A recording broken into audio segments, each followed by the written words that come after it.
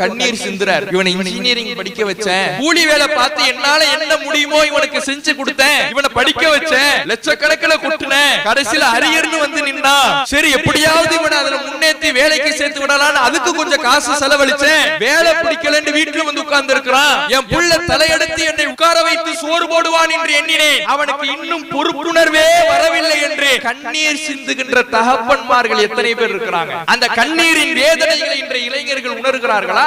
இன்னைக்கு பல பெற்றோர்கள் தன்னுடைய பிள்ளை தாமதமா வீட்டுக்கு வரான்னா எங்க போயிட்டு வரான்னு விசாரிக்கிறது கிடையாது. ஒரு காலத்துல பிள்ளைகள் பெற்றோருக்கு பயந்துகிட்டு இருந்தாங்க, இன்னைக்கு பெற்றோர்கள் பிள்ளைக்கு பயந்துகிட்டு இருக்காங்க. எப்படி வந்து கேக்குறது? சாப்பிட மாட்டேன்னு சொல்லுவானே, எதிர்த்து பேசுவானே, கத்துவானே, வீட்டை விட்டு போயிட்டான்னா என்ன பண்றது? இந்த பயம்தான் அவர்கள் ஒரு ஆயுதமாக இதை பயன்படுத்திக் கொண்டு தங்களுக்கு சாதகமாக பயன்படுத்திக் கொண்டு இளைஞர்கள் தங்கள் போன போக்கில் சென்று கொண்டிருக்கிறார்கள். இனியும் நாம் கவனிக்க தவறுகிறோம் என்றால் இந்த சமுதாயத்தையே நாம் அழிவு பாதைக்கு கொண்டு போறோம் அர்த்தம். நாம ஒவ்வொருவரும் நம்ம பிள்ளைகளை சரியான வழியில் நடத்தினோம் என்றால் அது இந்த சமுதாய இளைஞர்களை சரியான பாதையிலே சங்கமிக்க வைக்கும். நாம் தொழுகையாளிகளாக, நோன்பு பிடிக்கவர்களாக, இஸ்லாத்தின் சட்ட திட்டங்களை பேணி நடப்பவர்களாக இந்த உலகத்தில் வாழ்ந்து மரணித்து அல்லாஹ் நாடினால் நாளை மறுமையிலே சுவனத்திற்குரியவர்களாக சுவன பாதையிலே நடைபோடுகிற பொழுது நம்ம புள்ள நாம இன்னைக்கு சொல்லாததுனால, அவனை மீட்டி எடுக்காததுனால, வீணான காரியத்துல தன்னுடைய வாழ்க்கையை அழித்துக் கொண்டு போதை பழக்க வழக்கங்கள்ல சிக்கி தவித்து நாளை மறுமையிலே நரக பாதையிலே பயணித்துக் கொண்டிருந்தான் என்றால் அவன் முகத்தை பார்க்க முடியுமா? கண்ணியம் நிறைந்த எல்லாம் வல்ல அல்லாஹ்வின் நல்லடியார்களே, இந்த உலகத்தில் வாழ்ந்து கொண்டிருக்கக்கூடிய ஒவ்வொரு முஸ்லிமும் அவர் இளைஞராக இருந்தாலும் பெரியவராக இருந்தாலும் லா இலாஹ இல்லல்லாஹ் என்ற கலிமாவினை மொழிந்து விட்டார் என்றால், தன்னை முஸ்லிமாக அறிமுகப்படுத்திக் கொள்கிறார் என்றால், அவர் தான் விரும்பிய வகையில் வாழக்கூடாது. அல்லாஹ் விரும்பிய வகையிலே இஸ்லாம் போட்டிருக்கிற வட்டத்திற்குள்ளே நின்று இறைவன் போட்டிருக்கிற சட்டங்களை பேணிதான் தன்னுடைய வாழ்க்கையை அமைத்துக் கொள்ள வேண்டும். அவ்வாறு ஒரு முஸ்லிம் தன்னுடைய வாழ்க்கையை அமைத்துக் கொள்ளுகிற பொழுது ஒட்டுமொத்த மக்களுக்கும் பலதரப்பட்ட மனிதர்களுக்கும் அவர்களுடைய வாழ்க்கை ஒரு முன்மாதிரியாக பாடமாக மாற வேண்டும்.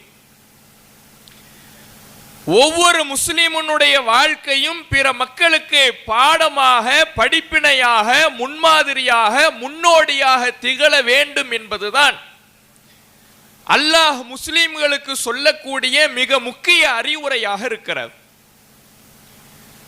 அல்லாஹ் இதை நமக்கு ஒரு பிரார்த்தனையின் வாயிலாக நமக்கு சொல்லுகிறான். அல்லாஹ் சொல்லுகிறான், வஜஅல்னா லில் முத்தகீன இமாமா. நல்மக்கள் முஸ்லிம்கள் அல்லாஹ்விடத்தில் கேட்கக்கூடிய மிக முக்கிய பிரார்த்தனை என்னவென்றால், இறைவா என்னை இறையச்சவாதிகளுக்கு ஒரு முன்னோடியாக ஆக்கு, தலைவனாக ஆக்கு, என்னை பார்த்து பல பேர் படிப்பினை பெறுகின்ற வகையில் என்னுடைய வாழ்க்கையை மாற்று. இது ஒவ்வொரு முஸ்லிமும் கேட்க வேண்டிய பிரார்த்தனையாக திருமறை குர்ஆனில் அல்லாஹ் சொல்லுகிறான். அப்ப நாம இந்த உலகத்தில் முஸ்லிமாக வாழ்கிறோம் என்றாலே, லா இலாஹ இல்லல்லாஹ் என்ற கலிமாவை மொழிந்து விட்டோம் என்றாலே, நம்முடைய வாழ்க்கை பிற மக்களுக்கு பாடமாக அமைகின்ற வகையில் அமைத்துக் கொள்ள வேண்டும். பலதரப்பட்ட மக்களுக்கும் நம்முடைய வாழ்க்கை ஒரு முன்மாதிரியாக திகழ வேண்டும். அப்போதுதான் நான் இறைவனுடைய நல்லடியார்களாக நாம் இந்த உலகத்தில் வாழ்ந்து மரணிக்க முடியும். உதாரணத்துக்கு எடுத்துங்க, நாம வாழக்கூடிய இந்த காலகட்டத்தில் எந்த ஒரு வியாபாரமாக இருந்தாலும், ஒரு பொருளை வாங்குவதாக இருந்தாலும், இந்த உலகத்தில் தனக்கான சுய தேவைகளை நிறைவேற்றிக் கொள்வதாக இருந்தாலும், அத்தியாவசிய ஆடம்பர பொருட்களை தனக்காக தன்னுடைய வீட்டுக்காக வாங்கிக் கொள்வதாக இருந்தாலும், இன்றைக்கு எல்லாவற்றிலேயுமே வட்டி சர்வ சாதாரணமாக கலந்திருக்கிறது. ஒரு முஸ்லிம் நான் வட்டி வாங்க மாட்டேன், வட்டி கொடுக்க மாட்டேன், வட்டிக்கு துணை நிற்க மாட்டேன், சாட்சியாக இருக்க மாட்டேன், வட்டியை பதிவு கூட செய்ய மாட்டேன் என்று வட்டியிலிருந்து முற்றும் முழுவதுமாக விலகி தன்னுடைய வாழ்க்கையை தனக்கு என்ன பொருளாதாரம் கிடைக்கிறதோ, இறைவன் தனக்கு என்ன ரிசுக்கை அளித்திருக்கிறானோ, தான் என்ன சம்பாதிக்கிறானோ அந்த குறைவான பொருளாதாரத்தில் கூட பரக்கத்தாக நிறைவாக வாழ முடியும், எந்த வட்டியினுடைய பின்னணியும் இல்லாமல் என்று உலகத்துக்கு ஒரு முஸ்லிம் வாழ்ந்து காட்டுகின்ற பொழுது பல மக்களுடைய மாற்று சமூகத்து மக்களுடைய பார்வை எப்படி இருக்கிறது? போங்க பாய், இந்த காலத்துல எப்படி வட்டி இல்லாம இருக்கிறது? இஎம்ஐ இல்லாம இந்த காலத்துல வாழ்றது சாத்தியமா? இந்த காலத்துல வட்டி இல்லாம நாம செயல்பட முடியுமா, வாழ முடியுமா? அப்ப உலகமே இன்றைக்கு வட்டி இல்லாமல் என்னால் வாழ முடியாது என்று போய்கொண்டிருக்கிறது. சென்னை போன்ற பெருநகரங்களில் பார்த்தால் அவன் இருக்கின்ற வீடு வட்டி, இஎம்ஐ கட்டுறான், மாசம் வட்டி கட்டுறான். அவன் வச்சிருக்கிற போனு வட்டி, அவன் வீட்டுல ஓடுற டிவி வட்டி, அவன் ஓட்டுற பைக் வட்டி, இப்படி அவன் இருக்கக்கூடிய எல்லா, அவன் அனுபவிக்கக்கூடிய எல்லாமே பிறருடைய இடத்தில் பிறருடைய பொருளாதாரமாக வட்டியாகத்தான் இருக்கிறது. மாதந்தோறும் அந்த வட்டியை கட்டி கொண்டிருக்கிறான். எதுவுமே தனக்கு சொந்தமானதாக இல்லை. இப்படித்தான் இன்றைய காலத்தில் ஒரு மனிதனால் வாழ முடியும் என்று ஒட்டுமொத்த உலகமும் சென்று கொண்டிருக்கின்ற பொழுது எனக்கு என்ன கிடைக்கிறதோ, இறைவன் எதை தந்திருக்கிறானோ அந்த குறைந்த பொருளாதாரத்தில் கூட மன நிறைவோடு என்னால் வாழ முடியும் என்று ஒரு முஸ்லிம் இந்த உலகத்துக்கு முன்மாதிரியாக செயல்பட்டு காண்பிப்பது, அவன் தன்னுடைய வாழ்க்கையை பிற மக்களுக்கு முன்மாதிரியாக வட்டி இல்லாமலும் வாழ முடியும் என்று எடுத்துக்காட்டாக காட்டுகிறான். உலகம் ஒரு போக்குல போறது அப்படிங்கிறதுனால, உலகம் ஒரு விஷயத்தை நோக்கி செல்லுகிறது என்கின்ற காரணத்தினால் அதற்கு நானும் அடிபணிய வேண்டும் என்று ஒரு முஸ்லிம் சென்று விடக்கூடாது. உலகம் வட்டியை தப்பா பார்க்கல, நானும் வட்டியில போய் விழுறேன், இஎம்ஐ எல்லாம் தப்பு இல்லைன்னு எல்லாரும் செய்யறாங்க, நான் மட்டும் செய்யறது தப்பா என்று ஒரு முஸ்லிம் இருக்கக்கூடாது. உலகமே சேர்ந்து ஒரு தப்பை ஆதரித்தால் கூட இஸ்லாம் அதை தடுத்திருக்கும் என்றால், கண்டித்திருக்கும் என்றால், அதிலிருந்து விலகி என்னால் வாழ முடியும் என்று உலகத்திற்கு பறைசாற்றுபவன் தான் உண்மையான முஸ்லிமாக இருக்க முடியும். இப்படி ஒரு முஸ்லிம் தன்னுடைய வாழ்க்கையை பிற மக்களுக்கு முன்மாதிரியாக அமைத்துக் கொள்வது மிக மிக அவசியமான ஒன்று. அது பெரியவர்களாக இருந்தாலும் சரி, இளைஞர்களாக இருந்தாலும் சரி, ஆண்களாக இருந்தாலும் சரி, பெண்களாக இருந்தாலும் சரி, எந்த தரப்பு மக்களாக இருந்தாலும் முஸ்லிமாக இருந்தாலே தன் வாழ்க்கையை இந்த உலகத்துக்கு முன்மாதிரியாக அமைத்துக் கொள்ள வேண்டும். நபிகள் நாயகம் ஸல்லல்லாஹு அலைஹி வஸல்லம் அவர்கள் அப்படித்தான் அமைத்தார்கள். நபி தோழர்கள் அப்படித்தான் அமைத்தார்கள்.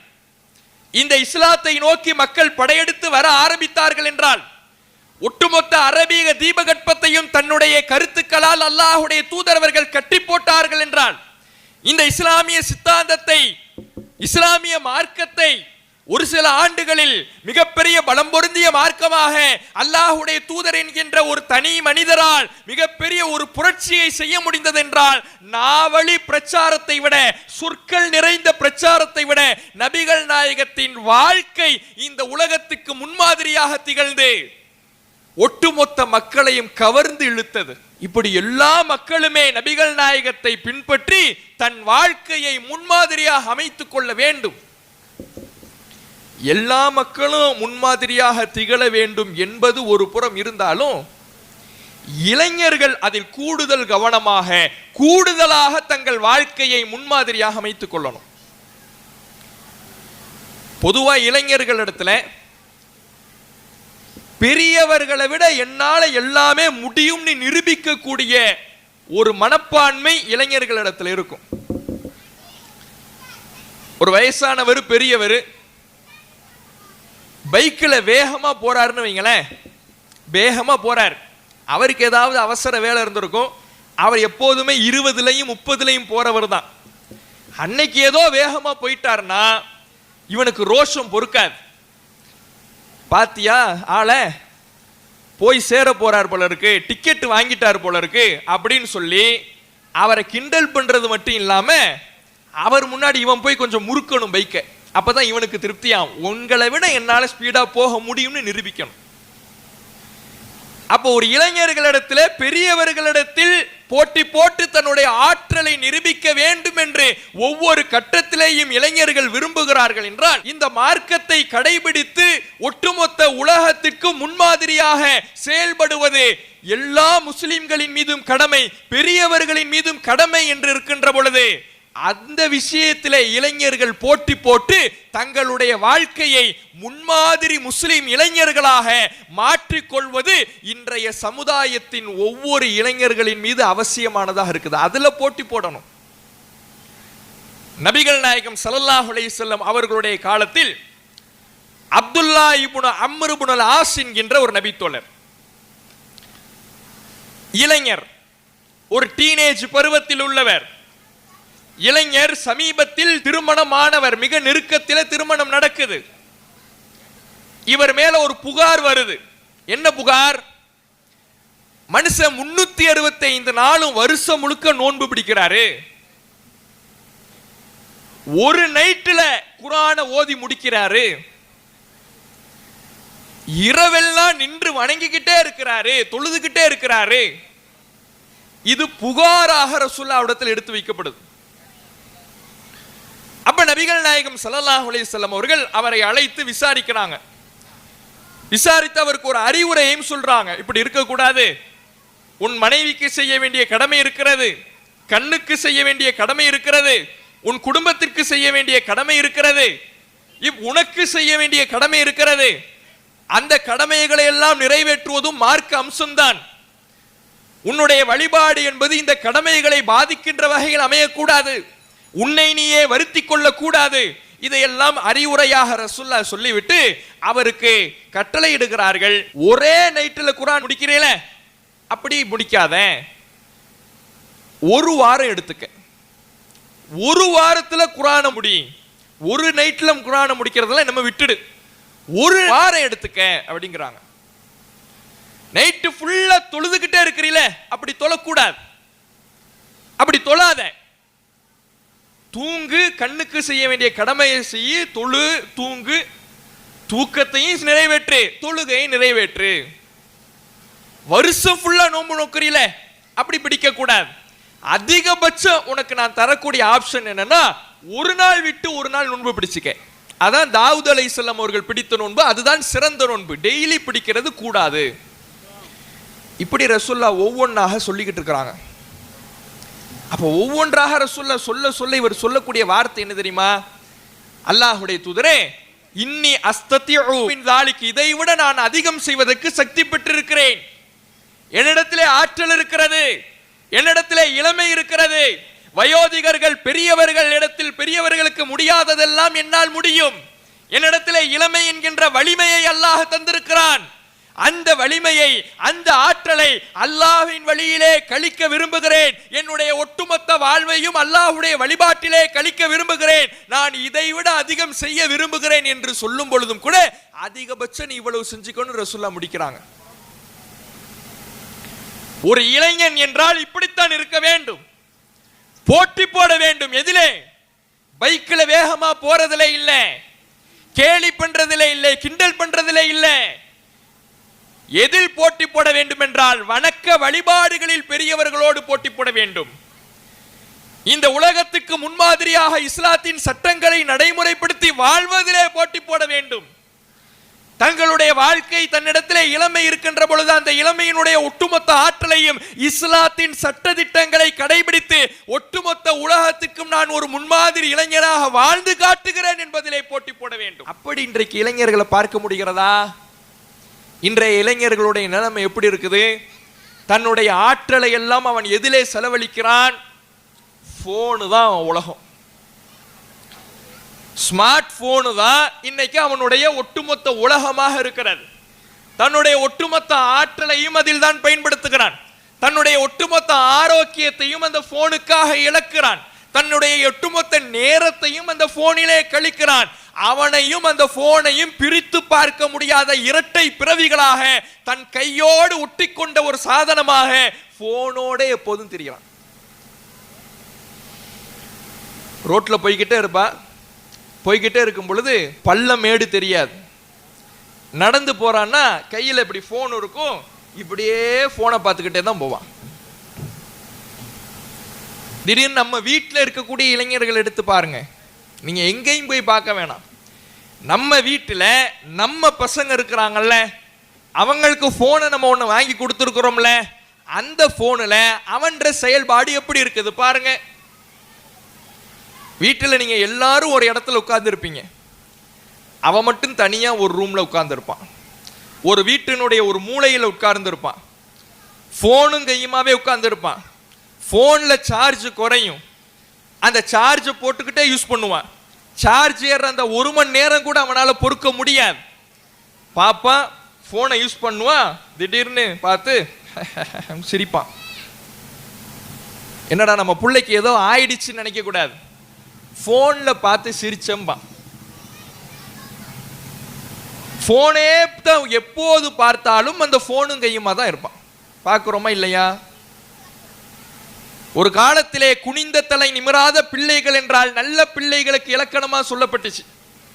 பொண்ணு பார்க்கிறவங்க மாப்பிள்ளை பார்க்கிறவங்க குனிஞ்ச தலை நிமிராத பிள்ளையா பாருங்க அப்படின்னாங்க. இன்னைக்கு குனிஞ்ச தலை நிமிராத பொண்ணுனா என்ன? போனை பார்க்கிற பொண்ணு தான் குனிஞ்ச தலை நிமிராத பொண்ணு. அவ கட்டிக்கிட்டு அவன் வாழ்க்கை என்ன ஆகும்? அவ்வளவுதான், முடிஞ்சு. அவன் இன்னைக்கு குனிஞ்சத்தல நிமிராத பொண்ணுங்கிற இலக்கணமே மாறிடுச்சு, ட்ராக்கே மாறிடுச்சு. அப்ப இன்றைக்கு இளம் பெண்களாக இருந்தாலும் சரி, இளம் ஆண்களாக இருந்தாலும் சரி, அவர்களிடத்துல இந்த போனுடைய பயன்பாடு என்பது அபரிமிதமாக இருக்கிறது. உலகமே அதுதான் உட்கார்ந்து இருக்கிறாங்க. தங்களுடைய ஒட்டுமொத்த நேரத்தையும் செலவழிக்கிறாங்க. சில பேரை பார்த்தா எத்தனை மணிக்கு நீ தூங்குவன்னு கேட்டா ஒரு 1 மணி 2 மணி ஆயிடுங்கிறான். சாதாரணமா நீ 2 மணிக்கு தூங்குறீங்கன்னா எத்தனை மணிக்கு எழுந்திருப்ப?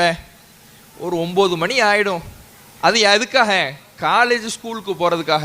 இல்லைன்னா 12 மணி ஆயிடும். விடியறதே நான் 12 மணிக்கு தான்.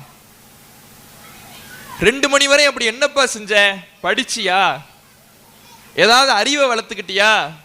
இல்ல, போனு பார்த்துக்கிட்டு இருந்தேன். சரி, போன்ல அப்படி என்னதான் பார்த்தேன்? ரீல்ஸ், இன்ஸ்டாகிராமு, யூடியூபு, ஃபேஸ்புக்கு, இது போன்ற வலைதளங்களிலே பதிவிடப்படுகின்ற ரீல்ஸ், அதிலே கணவன் மனைவியாக இணைந்து அவர்கள் கூத்து கும்மாளம் அடிக்கக்கூடிய வீடியோக்களை, தன்னுடைய வாழ்க்கைக்கு எந்த விதத்திலையும் பயன் தராத பல கேளிக்கைகளை, ஒரு இஸ்லாமிய இளைஞன் எதையெல்லாம் பார்க்க கூடாதோ, ஒரு முஸ்லிம் எதையெல்லாம் காணக்கூடாதோ அதையெல்லாம் ரீல்ஸ் என்கின்ற பெயரிலே இந்த உலகம் பதிவிட்டுக் கொண்டிருக்கின்ற பொழுது, அது இன்றைக்கு சர்வ சாதாரணமான பழக்கமாக ஒவ்வொரு மனிதனுடைய உள்ளங்கையிலேயும் நுழைந்திருக்கின்ற பொழுது, அதை விட்டு துறந்து வராமல், அதை நான் பார்த்துக்கிட்டு இருந்தேன், இப்பதான் ஓபன் பண்ண, 3 மணி நேரம் எப்படி ஓடுனுச்சுன்னே தெரியல, இப்பதான் ஓபன் பண்ண. சரிப்பா, நீ புக் எடுத்து படிச்சிருக்கியா? புக்கை எடுத்தா 1/4 மணி நேரத்துல கண்ணெல்லாம் கனமாகுது, மண்டையில ஏதோ ஒன்ன தூக்கி வச்ச மாதிரி பாரமாகுது, கடைசியில நான் தூங்கிடுறேன். புக்கை 1/4 மணி நேரம் வைக்க முடியல, ஆனா போனு 3 மணி நேரம் ஆகுது, 4 மணி நேரம் ஆகுது. இன்றைக்கு சர்வ சாதாரணமாக 14 மணி நேரங்கள் 15 மணி நேரங்கள் போனை உபயோகிக்கிற இளைஞர்கள் இருக்கிறாங்க. தன்னுடைய ஒரு நாளின் பெரும்பகுதியை போனில் கழிக்கிறாங்க. கேம்கள், இன்னைக்கு இருக்கக்கூடிய கேம்கள் எல்லாம் இளைஞர்களிடத்தில் வன்முறையை ஊட்டக்கூடியதாக இருக்கிறது. அவன் அடி, இவனை துரத்து, இவனை கொள்ளு, இதான் இவங்க விளையாடக்கூடிய கேம். இந்த வன்முறை எப்படி அவர்களுடைய உள்ளத்திலே வன்முறையாக தன்னை சுற்றி நடக்கிறதை தெரியாமல், அறியாமல், புரியாமல் ஆக்குகிறது என்றால், நீங்க ஒண்ணு செய்ய வேணாம். அவன் கேம் விளையாண்டுகிட்டு இருக்கும் பொழுது, அல்லது அவன் போனை யூஸ் பண்ணிக்கிட்டு இருக்கும் பொழுது, அவன் கையிலிருந்து போனை பிடுங்க உங்க பிள்ளைகிட்ட இருந்து. அடுத்து ஒரு 5 நிமிடத்துக்கு அவன் உங்க பிள்ளையே கிடையாது, மிருகமா இருப்பான். ஒவ்வொரு வீடுகள்லையும் நடக்குதா இல்லையா? போன் அவன் கையிலிருந்து வாங்கிட்டீங்கன்னா அவன் உங்க பிள்ளையே கிடையாது. போன் அவன் கையில் இருக்கிற வரையும் தான் உங்க பிள்ளையா அவன் இருப்பான். உங்க வீட்டுல பிள்ளையானாலும் என்ன, உங்க பேச்சை கேட்டு நடப்பானா? நீங்க அடுப்படியிலிருந்து கூப்பிடுவீங்க, டே அப்துல் ரஹ்மான், டே அப்துல் ரஹ்மான், அவனுக்கு எல்லாம் இங்கதான் இருக்கும். நீங்க கிட்ட போய் அவன்கிட்ட இருந்து போனை வாங்குற வர எப்பம்மா கூப்பிட்ட அப்படின்பா. ஏன் கவனம்லாம் அதுல. சுத்தி என்ன நடக்குதுன்னு தெரியல. இன்னைக்கு தன்னை சுற்றி என்ன நடக்குது, யார் இருக்கிறாங்க, வீட்டில் என்ன நடக்கிறது, யார் வந்து செல்லுகிறார்கள், எதுவும் தெரியாமல் தன்னுடைய ஒட்டுமொத்த கவனத்தையும் நேரத்தையும் போன்களிலே இன்றைக்கு இளைஞர்கள் செலுத்திக் கொண்டிருக்கிறார்கள். கேம்களிலே செலுத்திக் கொண்டிருக்கிறார்கள், ரீல்ஸ்களிலே செலுத்திக் கொண்டிருக்கிறார்கள். இன்றைக்கு அந்த ரீல்ஸ்களும் கேம்ஸ்களும் சினிமாக்களும் திரைப்படங்களும் இன்றைக்கு அவர்களுக்கு ஊட்டக்கூடியது என்ன? இஸ்லாத்தை போதிக்கிறதா? நல்ல விஷயங்களை போதிக்கிறதா? ஒழுக்கத்தை போதிக்கிறதா? ஒழுக்க வீழ்ச்சியை நோக்கி அழைத்து சென்று கொண்டிருக்கிறது. சிகரெட் பிடிப்பதுதான் ஒரு இளைஞனுடைய துணிச்சலை நிரூபிக்கக்கூடிய காரியம் என்று சினிமா படங்கள் போதித்துக் கொண்டிருக்கிறது. போதை பழக்க வழக்கங்களுக்கு சினிமா காட்சிகள் போதை பொருட்களை சர்வ சாதாரண நடைமுறை பொருட்களாக மாற்றிக் கொண்டிருக்கிறது. கேம்கள் வன்முறை வெறியாட்டங்களை சாதாரண விஷயங்களாக மனிதர்களுடைய உள்ளத்தில், இளைஞர்களுடைய உள்ளத்தில் அவர்களையே உணராமல் விதைத்துக் கொண்டிருக்கிறது. இந்த வெறியாட்டம் எங்கே கொண்டு போய் நிறுத்துகிறது? கேம்களிலே சுட்டுக் கொண்டிருந்தவன், கேம்களிலே அடுத்தவனை தாக்கி கொண்டிருந்தவன், அந்த கேம்ல இன்னொருத்தவன்ட்ட தோத்துட்டங்கிறதுக்காக எவன்ட்ட தோத்தானோ அவனை தேடி போய் கொலை செய்யறான். எங்க? இதே தமிழ்நாட்டில் நடந்த நிகழ்வு. ஒரு சில ஆண்டுக்கு முன்னாடி தமிழ்நாட்டில் மயிலாடுதுறை மாவட்டத்தில் நடந்த நிகழ்வு. பப்ஜி கேம் விளையாண்டுகிட்டு இருக்கிறான். ஒரு கேம்ல எங்கோ இருந்த இன்னொருத்தன் வந்து ஜாயிண்ட் ஆகுறான், இவனும் ஜாயிண்ட் ஆகுறான். அவனால இவன் தோத்துட்டாங்கிறதுனால இவன் அவனை போய் தேடி போய் கொன்னுட்டு வந்தான். யாரு? 15 வயசு பையன். சாதாரணமா நினைக்கிறோம், புள்ள விளையாடத்தானே செய்யறான். புள்ள கொஞ்ச நேரம் ஸ்கூலுக்கு, இன்னைக்கு தாய்மார்கள் கொடுக்கக்கூடிய செல்லங்கள் தான் இளைஞர்களை மிகப்பெரிய தவறிலே தள்ளுகிறது. புள்ள விளையாடத்தானே செய்யறான். புள்ள வந்து ஸ்கூல் விட்டு வந்து அவனுக்கு ஒரு ரிலாக்ஸ் வேணாமா? அவன் அப்படி என்னத்தான் செஞ்சுட்டு வந்தான் ஸ்கூல்ல? ஸ்கூல்ல அப்படி என்ன செஞ்சுட்டு வந்தான் அவனுக்கு ரிலாக்ஸுக்கு? மொத்த நேரத்திலையும் கணவர் உழைச்சிட்டு வருவார், வேர்வை சிந்திட்டு வருவார், வெயில்ல அளந்து செறிஞ்சிட்டு வருவார், தான் குடும்பம் நல்லா இருக்கணுங்கிறதுக்காக. அவர் ரிலாக்ஸேஷன் கேட்கறது கிடையாது, அவருக்கு பெண்கள் ரிலாக்ஸேஷன் கொடுக்கறதும் கிடையாது. வந்த உடனே தான் 1000 பிரச்சனை வரும். ஆனா இவன் ஏதோ ஸ்கூலுக்கு போயிட்டு வந்த உடனே இவனுக்கு தாய்மாருக்கு ரிலாக்ஸ் கொடுக்குறாங்களே. என்ன, அவன் கொஞ்ச நேரம் விளையாண்டுட்டு வச்சிடுவான், அவனுக்கு ஒரு ரிலாக்ஸ் வேணாமா? அப்ப எங்க போய் நம்ம இளைஞர்களை வழி நடத்தி கொண்டிருக்கிறோம்? எங்க போய் விட்டு கொண்டிருக்கிறோம்? நாமே நம்முடைய பிள்ளைகளுக்கு நரகத்தின் பாதையை வழிகாட்டி கொண்டிருக்கிறோம். யோசித்து பாருங்கள். அல்லாஹ் குர்ஆனிலே நரகவாதிகளுடைய பண்புகளை பற்றி சொல்லுகிறான். மா சலக்கக்கும் ஃபி சக்கர், சக்கர் என்கின்ற நரகத்திலே உங்களை சேர்த்தது எது என்று நரகவாதிகளிடம் கேட்கப்படுகின்ற பொழுது அந்த நரகவாதிகள் பதிலளிப்பார்கள், லம் நக்கு மினல் முஸல்லீன், நான் தொழுபவனாக இல்லை, வலம் நக்கு நுத்இமுல் மிஸ்கீன், நான் ஏழைக்கு உணவளிப்பவனாக இல்லை, வ குன்னா நஹூது மஅல் ஹாயிதீன், வீணானவர்களோடு சேர்ந்து வீணான காரியத்தில் ஈடுபட்டு கொண்டிருந்தேன், அதனால் இந்த நரக படுகொலியிலே வீழ்ந்து கிடக்கிறேன் என்று நரகவாதிகள் சொல்லக்கூடிய பதிலை அல்லாஹ் குர்ஆனிலே பதிவு செய்கிறானே. இது இன்றைக்கு நம்முடைய வீடுகளில் இருக்கக்கூடிய இளைஞர்களுக்கு பொருந்தக்கூடிய பண்பாக இருக்குதா இல்லையா? பாங்கோசை எழுப்பப்படுகின்ற பொழுது பள்ளிவாசலை நோக்கி நம்முடைய வீட்டு இளைஞர்கள் சென்று விடுகிறார்களா? எத்தனை இஸ்லாமிய இளைஞர்களால் ஊரில் இருக்கக்கூடிய பள்ளிவாசல்களுடைய வரிசைகள் எல்லாம் நிரம்புகிறது. பள்ளிவாசல்கள் என்றாலே முதியோர்கள் ஒதுங்கும் இடமாக இன்றைக்கு மாறி வருகிறதே. இளைஞர்களுடைய இருப்பிடமாக, இளைஞர்களுடைய ஒதுங்குமிடமாக, இளைஞர்களின் தங்குமிடமாக, இளைஞர்கள் உருவாகும் வளரும் இடமாக இருக்க வேண்டிய பள்ளிவாசல்கள் இன்றைக்கு இளைஞர்கள் இல்லாமல் காற்று வாங்கி கொண்டிருக்கிறதே. நம்ம வீட்டு பிள்ளைகளை பாங்கோசை கேட்டவுடனே தகப்பனார்கள் தந்தைமார்கள் வா தொலை போவன்னு அழைச்சிட்டு போறவங்க எத்தனை பேர்? உட்கார்ந்துகிட்டு நீ தொலை போடான்னு சொல்லக்கூடாது, வா தொலை போவன்னு அழைத்து கொண்டு செல்பவர்கள் எத்தனை பேர்? ஸ்கூலுக்கு காலேஜுக்கு போறான்னா லுஹர் அசர் அங்க தொழணும், மற்ற நேரத்தில் ஃபஜர் மகரிப் இஷா இதையெல்லாம் பள்ளிவாசலுக்கு சென்று நிறைவேற்றுகின்ற வகையிலே நம்முடைய பிள்ளைகளை நாம் உருவாக்குகிறோமா, வழிகாட்டுகிறோமா, அறிவுரை சொல்லுகிறோமா, பள்ளிவாசலுக்கு பிள்ளைகளுடைய தகப்பனார்கள் அழைத்து செல்லுகிறோமா? அப்ப தொழுகையை இழக்கிறான், வீணான காரியங்கள்ல ஈடுபடுறான். கேம் என்ன பயனா? இந்த செல்போன்ல நேரத்தை செலவழிக்கிறானே, குரான் ஓதுறானா, ஹதீஸ் கேட்கிறானா, பயானு கேட்கிறானா, கிராத்து கேட்கிறானா, ரீல்ஸ் பார்க்கிறான். அந்த ரீல்ஸ்ல என்ன, ஒரு ஜோடி வரும், உலகத்திலேயே அவன மாதிரி புருஷன் பொண்டாட்டி கிடையாதுங்கிற மாதிரி அந்த ரீல்ஸ்ல 2 பேரும் நடிப்பான். இப்ப சமீபத்தில் பார்த்தீங்கன்னா ஒருத்தன் தன் மனைவிக்கு திருமண நாள்னு சொல்லி என்ன மாதிரி யாரும் என் மனைவிக்கு சர்ப்ரைஸ் பண்ண முடியாதுன்னு என்னென்னமோ செஞ்சான். பூவை மேலே இருந்து கொட்டுறான், கீழே எல்லாம் கமெண்ட், எல்லாம் வேலை வெட்டி இல்லாத தானே, கீழே எல்லாம் கமெண்ட் என்ன, இதை போன்ற திருமணமான ஜோடியை பார்க்கவே முடியாது, திருமணத்துக்கு பின்பும் உங்களுக்கு காதல் பொங்கி வழிகிறது. இவன் கமெண்ட்ல இவனுக்கு என்னமோ காசு வர மாதிரி, இவனுக்கு ஏதோ இவன் இந்த ரீல்ஸை பார்த்தா ஏதோ பயன் இருக்கிற மாதிரி. கடைசியில என்ன, 2 பேருக்கும் 1 மாசத்துக்கு முன்னாடி டைவர்ஸ். என்னடா 2 மாசத்துக்கு முன்னாடி தான் திருமண நாளை ஒட்டுமொத்த உலகமே உங்களை பார்த்து மெச்சிற வகையில கொண்டாடினீங்க, 1 மாசத்துக்கு அப்புறம் பார்த்தீங்கன்னா டைவர்ஸ்ல நிக்கிறீங்க. அது எல்லாம் நடிப்பு, போலி. தன்னுடைய சம்பாத்தியத்துக்காக ரீல்ஸ் மூலம் வீடியோ எடுத்து தனக்கு காசு வர வேண்டும் என்பதற்காக அவன் நடிச்சுக்கிட்டு இருக்கிறான். அதை உட்கார்ந்து இவன் இன்னைக்கு பார்த்துக்கிட்டு இருக்கிறான். கேளிக்கைகளையும் கூத்துக்களையும் அந்நிய பெண்களையும் இசை நிகழ்ச்சிகளையும் ரீல்ஸின் மூலமாக இன்றைக்கு இளைஞர்கள் கழித்து கொண்டிருக்கிறானே, இது அவனை சுவனத்துக்கு அழைத்து செல்லுமா? நம்ம புள்ள போன் தானே பார்க்கிறான்னு விடுறோமே, மற்ற புள்ள மாதிரி என் புள்ள வெளியே போய் எங்கேயும் சுத்துறது கிடையாது, வீட்டில் உட்காந்து போன் தான் பார்ப்போன்னு விடுறோமே, அந்த போன் இன்னைக்கு நம்முடைய பிள்ளைகளை நரகத்தின் பாதைக்கு அழைத்து செல்கிறது. அவன் நேரம் முழுவதையும் அதுல இழக்கிறான். அப்ப இப்படி இன்றைக்கு இளைஞர்கள் மிகப்பெரிய வழிகேட்டில மிகப்பெரிய தவறுல போய் வீழ்ந்து கொண்டிருக்கிறார்கள்.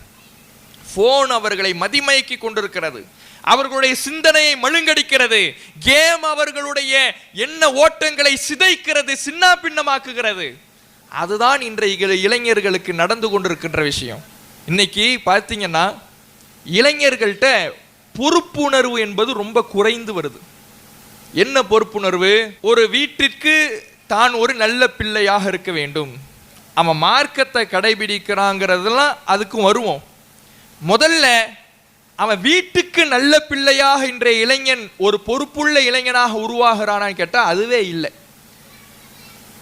தகப்பனார் கஷ்டப்படுறாரு, அந்த கஷ்டத்தினுடைய துளியையும் அவன் உணர்வது கிடையாது. தகப்பனார் ஒரு பக்கம் கண்ணீர் சிந்துறார், இவனை இன்ஜினியரிங் படிக்க வச்சேன், நான் அன்றாடங்காட்சி கூலி வேலை பார்க்கிறேன், கூலி வேலை பார்த்து என்னால என்ன முடியுமோ இவனுக்கு செஞ்சு கொடுத்தேன், இவனை படிக்க வச்சேன், லட்சக்கணக்கில் கொட்டினேன், கடைசியில் அரியர்னு நின்னா, சரி எப்படியாவது இவனை அதுல முன்னேற்றி வேலைக்கு சேர்த்து விடலான்னு அதுக்கு கொஞ்சம் காசு செலவழிச்சேன், வேலை பிடிக்கலன்னு வீட்டுல உட்கார்ந்து இருக்கிறான். நான் உழைச்சேன், 30 வருஷமா உழைச்சுக்கிட்டு இருக்கிறேன், 40 வருஷமா உழைச்சுக்கிட்டு இருக்கிறேன், வேர்வை சிந்திக்கிட்டு இருக்கிறேன், என் புள்ள தலையெடுத்து என்னை உட்கார வைத்து சோறு போடுவான் என்று எண்ணினேன், அவனுக்கு இன்னும் பொறுப்புணர்வே வரவில்லை என்று கண்ணீர் சிந்துகின்ற தகப்பன்மார்கள் எத்தனை பேர் இருக்கிறாங்க? அந்த கண்ணீரின் வேதனைகளை இன்றைய இளைஞர்கள் உணர்கிறார்களா? உணரலையே. அப்ப இந்த பொறுப்புணர்வை எல்லாம் இந்த போன்ல அவங்க செலுத்துற கவனம் அவனுக்கு இல்லாம ஆக்குது, சிதைக்குது. இதை உளவியல் நிபுணர்கள் சொல்றாங்க. இன்றைக்கு ஒரு மெச்சூரிட்டி லெவல இளைஞர்கள் அடைவது மிக தாமதமாக ஆவதற்கும் மெச்சூரிட்டியை விட்டு தூரமாக இளைஞர்கள் இருப்பதற்கு காரணம் போன்ல அவங்க மூழ்கி கிடப்பதுதான்.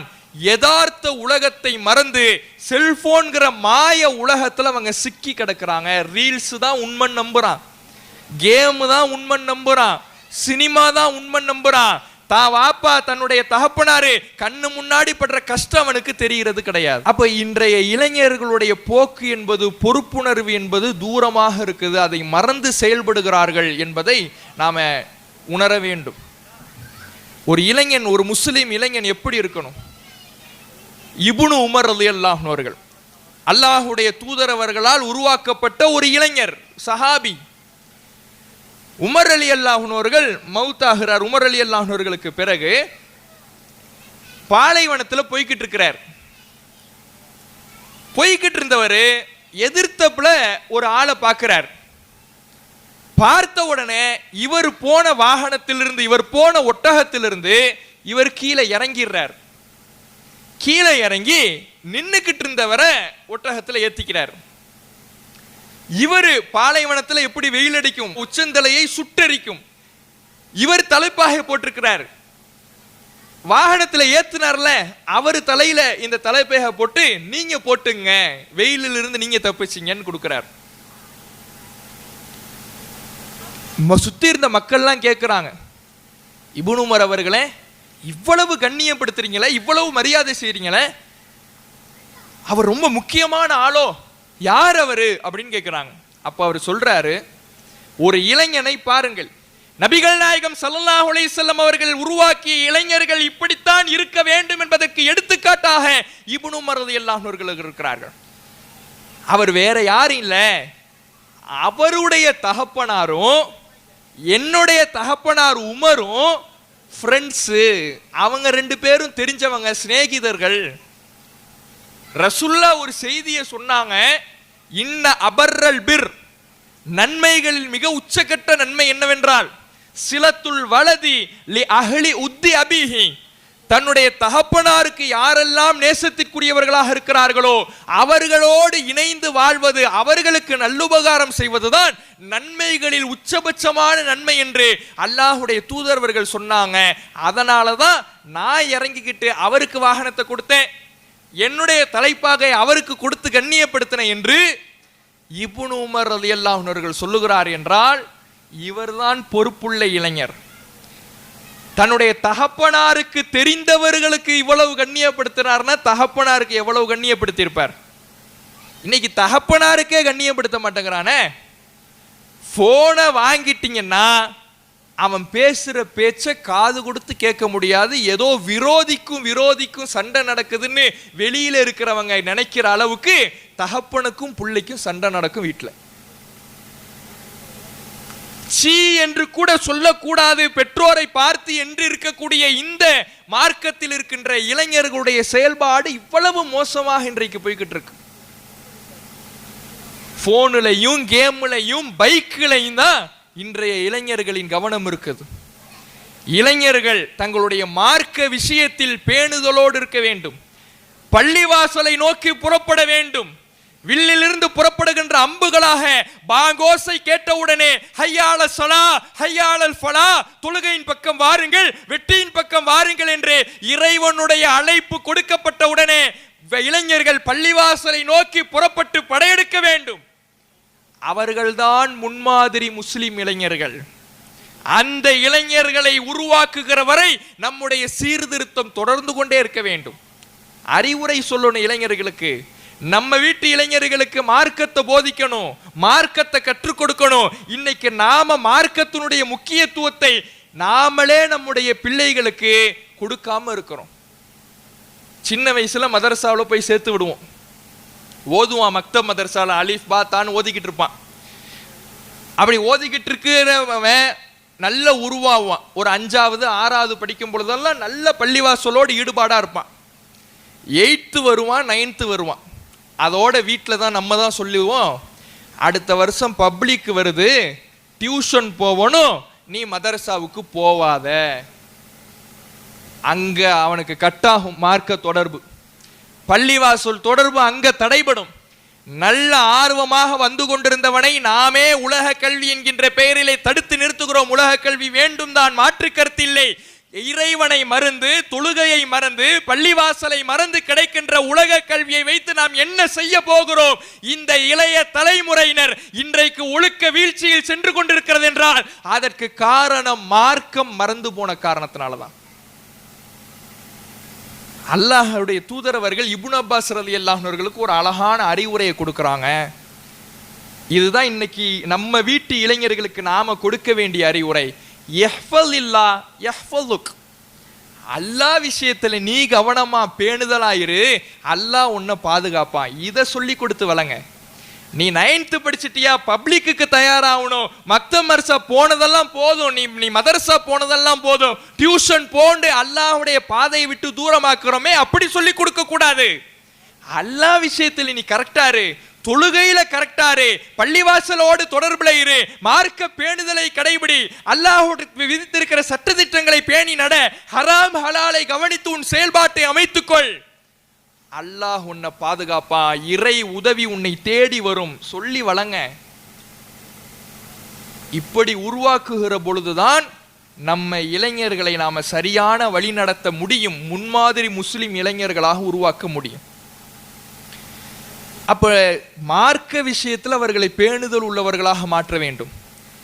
நம்ம பெற்றோர் விஷயத்துல பொறுப்புணர்ந்து நடக்கக்கூடியவர்களாக அவர்களை வளர்க்கணும். இன்னைக்கு பல பெற்றோர் சொல்லக்கூடியது என்ன தெரியுமா? அங்கதான் நம்ம தப்பு பண்ற விஷயமே அதுலதான். நான் பட்ட கஷ்டம் என் பிள்ளைக்கு தெரியக்கூடாது, நான் பட்ட கஷ்டம் என் பிள்ளைக்கு தெரியக்கூடாதுன்னு சொல்றோம்ல, அங்கேயே ஒரு பிள்ளையை வளர்ப்பதிலே நாம் தோத்து போகிறோம். நான் பட்ட கஷ்டத்தை என் பிள்ளை படக்கூடாதுன்னு நம்ம ஆசைப்படலாம், தப்பு இல்லை. ஆனா நாம என்னெல்லாம் கஷ்டப்படுறோம், எப்படி இரத்தத்திலையும் வேர்வையிலை நின்று வெயிலிலே அலைந்து திரிந்து நாம் காசை கொண்டு வந்து நம் குடும்பத்துக்காக கொட்டுகிறோம். வெளிநாட்டிலே இருக்கக்கூடிய சகோதரர்கள் தன்னுடைய குடும்பம் இங்கே நன்றாக சாப்பிட வேண்டும் என்பதற்காக ஹுபுஸை டீயிலே முக்கி திண்டுவிட்டு தனக்கு கிடைக்கக்கூடிய ஊதியத்தை மிச்சம் பண்ணி இங்கே அனுப்புகிறார்கள். பிள்ளைக்கு தெரியணும், தாயும் தன் தகப்பனும் தன்னை வளர்க்கிறதுக்கு எவ்வளவு கஷ்டப்படுறாங்க. இதை சொல்லி கொடுத்து வளங்க. கஷ்டத்தை காட்டாம வளர்க்கணும்னு ஆசை இருக்கலாம், ஆனா என்ன கஷ்டப்படுறோம்னு ஒரு தகவலாவது அவனுக்கு தெரியணும். அப்படி தெரிஞ்சாதான் எனக்கு ஐபோன் வாங்கி கொடுங்க, புது மாடல் ஆண்ட்ராய்டு போன் வாங்கி கொடுங்கன்னு அடம்பிடிக்க மாட்டான். தினக்கூலியாக அன்றாடங்காட்சியாக இருப்பார். அப்படி இருக்கக்கூடிய ஒரு மனிதர் பொருளாதாரத்துல அடுத்து இவனுக்கு எப்படி ஃபீஸ் கட்டுறதுன்னு யோசிச்சுக்கிட்டு இருப்பாரு. எனக்கு நீங்க பைக் வாங்கி கொடுத்தாதான் நான் சாப்பிட்றேன்னு சொல்லுவான். இதெல்லாம் எங்கிருந்து வருது?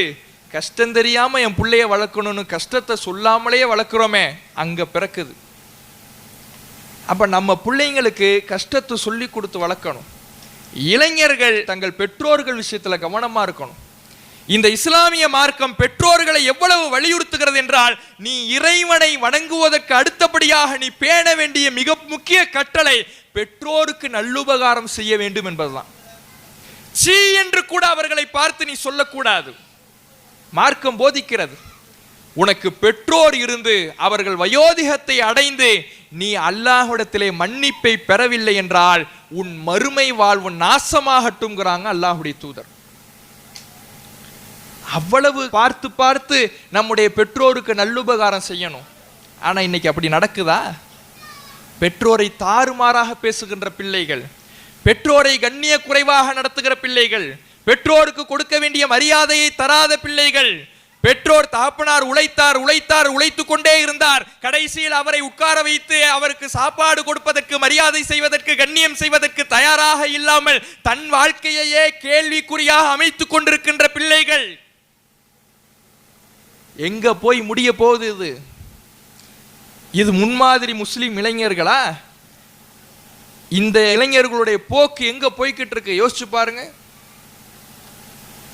உலகம் உன்னை காட்டுதுல ஒரு பிம்பத்தை, அதை செஞ்சாதான் நீ நல்ல கெத்துன்னு இளைஞருக்கு சொல்லி கொடுக்குது.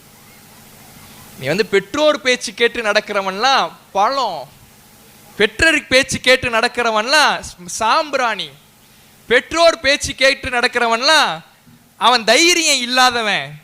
இப்படி உலகம் பதிய வைக்குது. சினிமா பதிய வைக்குது, போன் பதிய வைக்குது, அவன் கூட இருக்கிறவன் பதிய வைக்கிறான். இப்படி பதிய வைக்கும் பொழுது ஒரு முஸ்லீம் இளைஞன் எப்படி இருக்கணும்? நீ உன் பெற்றோரை மதிக்கவில்லை என்றாலும் என் பெற்றோரை நான் மதிப்பேன்னு அவனுக்கு பாடமாக இருப்பதற்கு பதிலா இந்த உலகம் பெற்றோரை மதிக்காம நடக்கிறது தான் கெத்துன்னு காட்டுதே, அதுல இவன் போய் விழுந்துடுறானே. பெற்றோரை மதிப்பதுதான் இளமையின் வலிமையை தீர்மானிக்க கூடியது என்று ஒட்டுமொத்த உலகத்துக்கும் இன்றைக்கு முஸ்லிம் இளைஞர்கள் பாடமாக இருக்க வேண்டாமா? அதுக்கு மாத்தமா உலகமே மதிக்கலையில பெற்றோரை நான் மட்டும் ஏன் மதிக்கணும், நானும் மதிக்காம போறேன்னு உலகம் போற போக்குக்கு போறான். இப்படி இன்றைக்கு இளைஞர்களுடைய நிலை என்பது மிக மோசமாக சென்று கொண்டிருக்கிறது. அப்ப மார்க்கத்துல சரியா இருக்கணும், பெற்றோர்கள் விஷயத்துல சரியா இருக்கணும், அடுத்து இந்த சமூகத்தின் மீது ஒரு அக்கறை இருக்கணும். சமூகத்தின் மீது என்ன அக்கறை? நம்முடைய இந்த இஸ்லாமிய சமுதாயம் மேம்பட வேண்டும், நம் இஸ்லாமிய சமுதாயம் நல்ல உயர்நிலையை அடைய வேண்டும். அது இன்றைக்கு இருக்கக்கூடிய இளைஞர்களின் கையில் தான் இருக்கிறது. அவர்கள் கல்வியிலே முன்னேற வேண்டும். எப்படி? இன்றைக்கு இருக்கக்கூடிய இளைஞர்கள் தங்களுடைய சமுதாயம் எவ்வளவு பாதிப்படையுதுன்னே தெரியாம இருக்கிறாங்க. முஸ்லீமுக்கு இந்த இந்தியா நாட்டில் எவ்வளவு பாதிப்பு ஏற்படுது தெரியல. விஜயுடைய கடைசி படம் என்ன, விஜயுடைய கட்சி பேர் என்ன, அந்த நடிகர் இப்ப என்ன அவார்டு வாங்கினாரு, இவருடைய அடுத்த படம் என்ன, அஜித் பைக் எடுத்துட்டு திரும்பிட்டாரா இல்லையா, இதுதான் இன்னைக்கு இளைஞனுடைய தேட்டமாக இருக்குது போன்ல. சமுதாயம், இஸ்லாமிய சமுதாயம் எவ்வளவு பெரிய இன்னலிலே சிக்கி தவித்துக் கொண்டிருக்கிறது. மத்திய ஒன்றிய அரசு சட்ட திருத்தங்களின் மூலமாக இஸ்லாமிய அரசுக்கு, சிறுபான்மையினை மக்களுக்கு, இஸ்லாமிய மக்களுக்கு எவ்வளவு பெரிய துரோகங்களை இழைத்துக் கொண்டிருக்கிறது. சமீபத்தில் வக்ஃபு பிரச்சனைன்னு ஒன்று வந்துச்சு. இஸ்லாமியர்களுடைய சொத்தை கொள்ளைப்புற வழியாக சூறையாடக்கூடிய ஒரு சட்ட திருத்தம். அதை பத்தி இன்னைக்கு இளைஞர்களுக்கு தெரியல. இஸ்லாமிய இளைஞர்களுக்கு நம்ம சொத்தை ஒருத்தவன் எடுக்க வரான், எடுக்க வரதும் தெரியல, ஒண்ணுமே தெரியாம மண்ணு மாதிரி உட்கார்ந்துருக்கானே. சமூக அக்கறை என்பதே இல்லையே. ரசூலுல்லாஹ் உருவாக்கின இளைஞர்கள் மார்க்க பெற்றிலே உச்சத்தில் இருந்தார்கள், பெற்றோரை பேணுவதிலே உச்சத்தில் இருந்தார்கள், சமூக அக்கறையிலேயும் உச்சத்தில் இருந்தார்கள். நபிகள் நாயகம் ஒரு ஜனாதிபதியாக பலதரப்பட்ட மக்களுக்கும் கடிதம் எழுதுகிற பொழுது யூதர்களுக்கு ரசூலுல்லாஹ் கடிதம் எழுதுறாங்க. யூதர்களுடைய மொழியை அறிந்தவர் யாரும் இல்லை, அதனால் யூதர்களிடத்திலேயே சொல்லி நீ எழுதி கொடு, நான் யூத மன்னர்களுக்கு அனுப்புறேன் ரசூலுல்லாஹ் அனுப்பிக்கிட்டு இருக்கிறாங்க. ஒரு கட்டத்தில் ரசூலுல்லாஹ்வுக்கு ஒரு அச்சம் வருது. நாம சொல்றோம் அவன் எழுதி தரான், நாம சொன்னதை தான் அவன் எழுதி தந்தானா இல்லையான்னு கூட நமக்கு தெரியல. அதை அறிந்த மக்கள் நம்ம இடத்துல இல்ல. இவன் எதையாவது ஒண்ணு சொல்லி நாளைக்கு வர பிரச்சனையை இன்னைக்கே இழுத்து விட்டுட்டான்னா இந்த சமுதாயம் ஒரு பின்னடைவை சந்திக்குமே என்ற ஒரு பயம் ரசூலுல்லாஹ்வுக்கு ஏற்படுது. உடனே ஸைத் பின் சாபித் ரலியல்லாஹு அன்ஹு அவர்கள் ஒரு இளைஞரை ரசூலுல்லாஹ் அழைக்கிறாங்க, யூதர்களின் மொழியை நீ கத்துக்க. தன் சமூகத்தின் பாதிப்பை உணர்ந்து, தன் சமூகம் ஏமாற்றப்பட்டு விடக்கூடாது, தன் சமூகம் துரோகம் இழைக்கப்பட்டு விடக்கூடாது என்பதற்காக வெறும் 15 நாளில் ஒரு மொழியை எழுத படிக்க கற்றுக்கொண்டு வரார். இன்னைக்கு அந்த நிலை இஸ்லாமிய இளைஞர்களிடத்தில் இருக்குதா? என் சமுதாயம் ஏமாற்றப்பட்டு கொண்டிருக்கிறது, துரோகம் இழைக்கப்பட்டு கொண்டிருக்கிறது, சூறையாடப்பட்டு கொண்டிருக்கிறது, என் சமுதாயத்தின் சொத்துக்கள் இரையாக்கப்பட்டு கொண்டிருக்கிறது என்பதை அறியாமல் இன்றைய இளைஞர்களுடைய போக்கு இருக்குதே. இளைஞர்கள் திரும்ப வேண்டும், சமூக அக்கறையோடு செயல்பட வேண்டும், கல்வியிலே முன்னேற வேண்டும், கல்வி முன்னேற்றத்தின் மூலமாக என் சமூகத்தை மேம்படுத்த முடியும் என்பதை உணர வேண்டும். இதையெல்லாம் செய்கிற பொழுது மார்க்கத்தை மறந்துட்டு போயிடக்கூடாது. மார்க்கம் இருந்தாதான் அல்லாஹுடைய அருள் கிடைக்கும்னு மார்க்கத்தை பேணுதலோடு செயல்படுத்த வேண்டும்.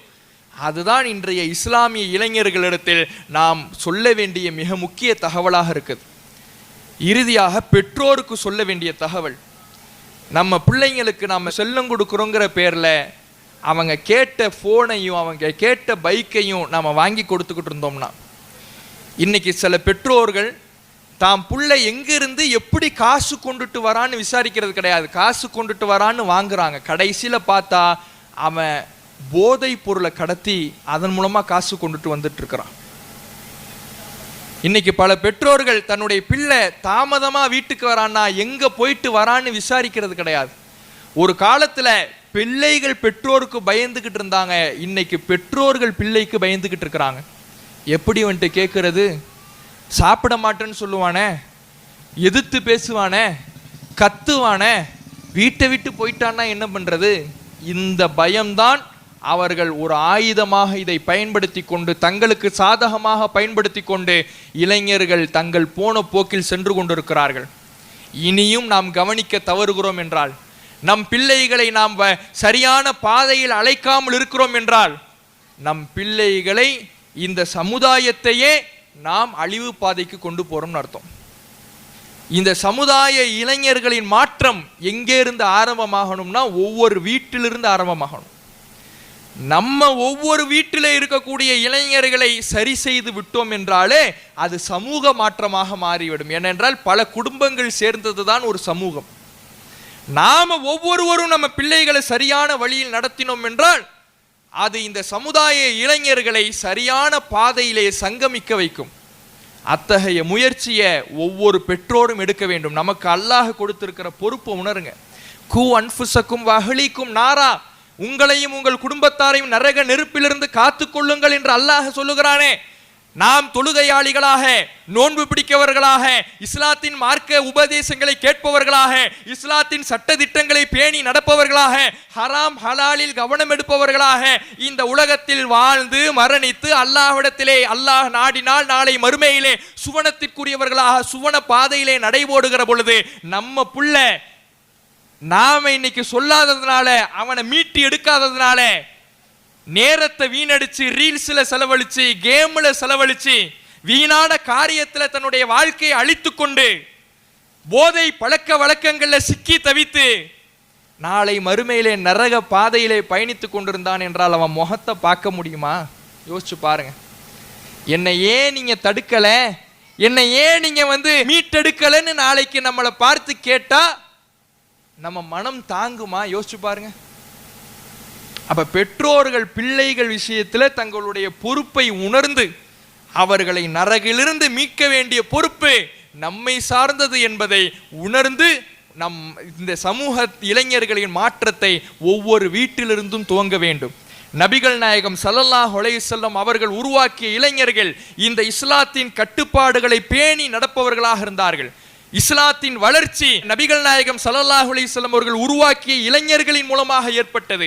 இன்றைக்கு நமக்கு குர்ஆன் ஒரு தொகுப்பாக கிடைத்திருக்கிறது என்றால், ஸைத் இப்னு சாபித் என்கின்ற ஒரு இளைஞர் இல்லை என்றால் இந்த குர்ஆன் நமக்கு தொகுப்பாக புத்தகமாக கிடைத்திருக்காது. பல இளைஞர்கள் இந்த இஸ்லாத்திற்காக பல்வேறு தியாகங்களையும் அர்ப்பணிப்புகளையும் பேணுதல்களையும் கடைபிடித்து வாழ்ந்ததினால் இந்த மார்க்கம் இன்றைக்கு நம்மளவிலே கடந்து சேர்ந்திருக்கிறது. நாளைய தலைமுறையிற்கு இஸ்லாம் என்றால் என்னவென்று தெரிய வேண்டும் என்றால் நம் வீட்டு இளைஞர்களுக்கு இஸ்லாத்தை முதலில் கொடுக்க வேண்டும். இஸ்லாத்தினுடைய பேணுதலை கற்றுக் கொடுக்க வேண்டும்.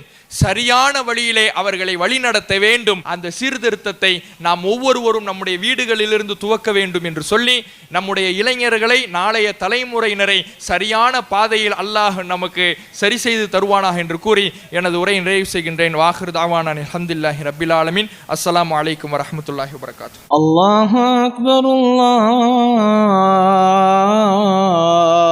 அக்பர்.